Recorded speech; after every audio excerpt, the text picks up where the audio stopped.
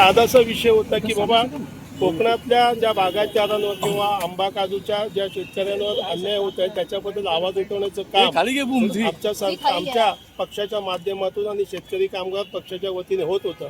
परंतु आपलं निदर्शनं करणं किंवा जो काही आपल्या लोकशाहीने अधिकार दिला आहे तो त्या अधिकाराखाली आपण इथे निषेधही करू शकत नाही. अशा पद्धतीचं वातावरण या सरकारने केलेलं आहे. हे दडपशाहीचं वातावरण आहे. ब्रिटिशांच्या त्या काळातली दडपशाहीपेक्षा भयानक दडपशाही आहे. या सरकारचा मी जाहीर निषेध करतो. चौपाटीवर येणे अगोदरच सर्व नेत्यांना देखील ताब्यात घेण्यात आले. शिवालयमधून राजू शेट्टी, महादेव जानकर, हर्षवर्धन आंदोलन सुरू होण्या अगोदरच ताब्यात घेऊन ठिकठिकाणी म्हणजे आपण बघतो की सरकार किती घाबरलेलं आहे. जनतेचा एक दिवस उद्रेक होईल आणि त्याला देखील सरकारला सामोरं जावं लागेल. सर हिंदी में ये आंदोलन आप कैसे देखते सर?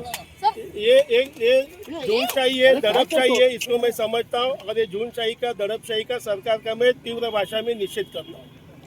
Okay, thank you.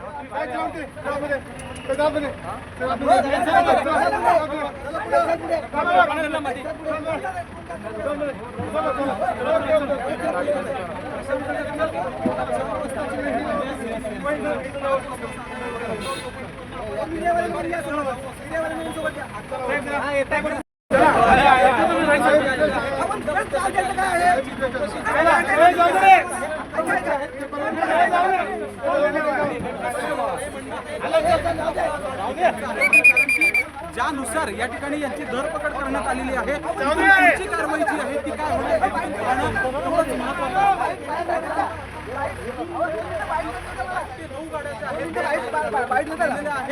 आणि पण मीडियावाले पण बोले 300 लोक जे आहेत